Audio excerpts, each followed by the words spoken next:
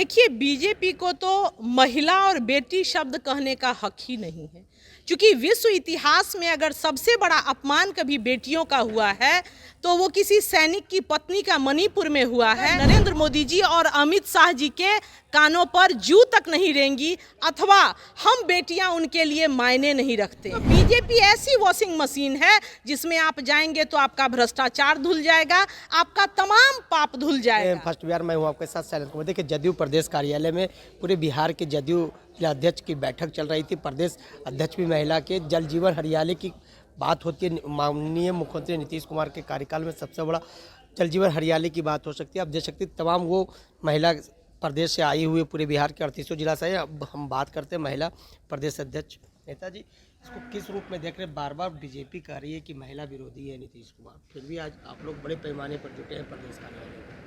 देखिए, बीजेपी को तो महिला और बेटी शब्द कहने का हक ही नहीं है, क्योंकि विश्व इतिहास में अगर सबसे बड़ा अपमान कभी बेटियों का हुआ है तो वो किसी सैनिक की पत्नी का मणिपुर में हुआ है। और भारत के तथाकथित सहकारिता मंत्री सह गृह मंत्री अमित शाह जी 10 दिन तक वहां मॉनिटरिंग करके आते हैं और उन्हें ये पता नहीं चलता है कि बेटियों को कैसे निर्वस्त्र किया गया मणिपुर में। इसके साथ ही भारत की स्वर्ण पदक विजेता बेटियां जो ओलंपिक्स जीत के आई थी, माननीय नरेंद्र मोदी जी और अमित शाह जी के आवास से आधे किलोमीटर पर 7 रेस कोर्स से हमारी बेटियां बैठी हुई थी, मगर नरेंद्र मोदी जी और अमित शाह जी के कानों पर जू तक नहीं रेंगी, अथवा हम बेटियां उनके लिए मायने नहीं रखते हैं। और जहां तक सवाल है कि वो कह रहे हैं महिलाओं की बात, तो मुझे नहीं लगता कि 9.5 साल के शासन के बाद माननीय नरेंद्र मोदी जी या अमित शाह जी को ये हक बनता है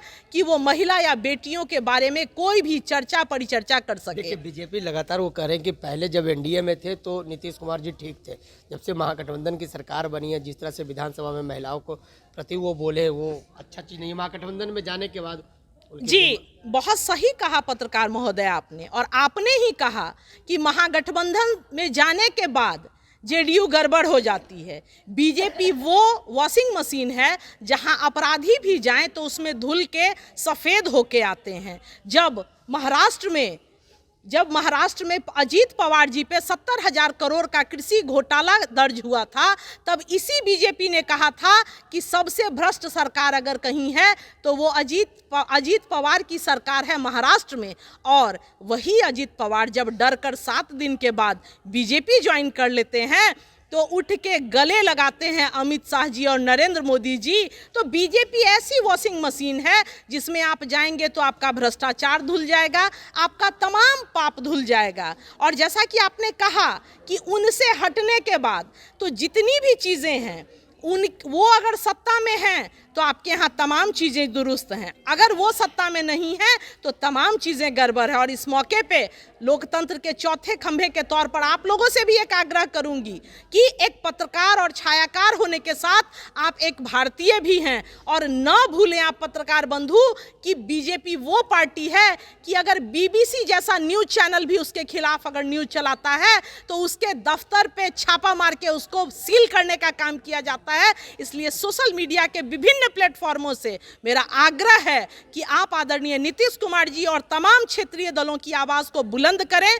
ताकि हमारा संविधान बचे, हमारा राष्ट्र बचे। एक आखिरी सवाल, आज बैठक चल रही थी, पूरे प्रदेश की जिला अध्यक्ष महिला आई थी, क्या दिशा निर्देश दिया गया 2024 की तैयारी को लेकर? महिला संगठन तैयारी कर रही है। देखा जाए, सबसे पहले तो आज हमारी ये प्रथम परिचयात्मक बैठक थी हमारी 225 महिला पदाधिकारियों के साथ, और इसके साथ ही कर्पूरी जयंती 100वीं कर्पूरी जयंती मनाई जानी है 24 जनवरी 2024 को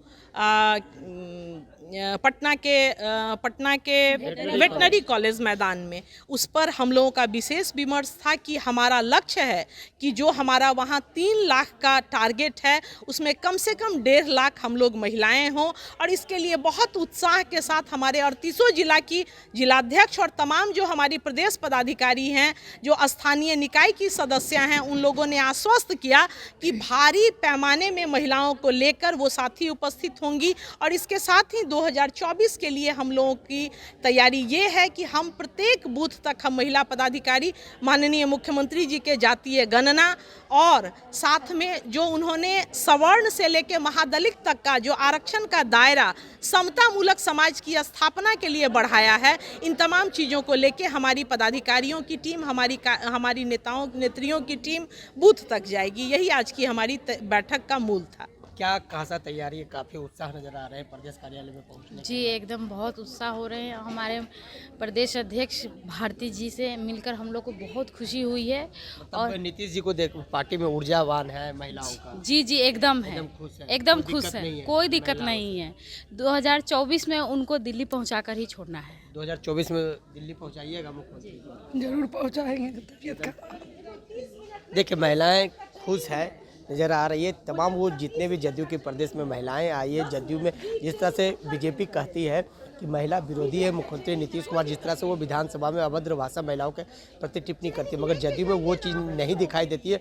और महिलाओं की एक बड़े पैमाने पर बैठक चल रही है, 2024 की तैयारी को लेकर भी चल रहा है कि और जो कर्पूरी जयंती, स्वामी कर्पूरी जयंती मनानी जानी है वेटनरी कॉलेज में, उसकी तैयारी को लेकर बैठक चल रही है। तमाम खबरों के साथ बने रहे first batch Shailendra. Panorama group, जो सोचता है वो करता है। ये लो मुंह मीठा करो, आज मैंने अपना जॉब छोड़ दिया, अब हम पूर्णिया वापस जाएंगे। जॉब छोड़ दिया है?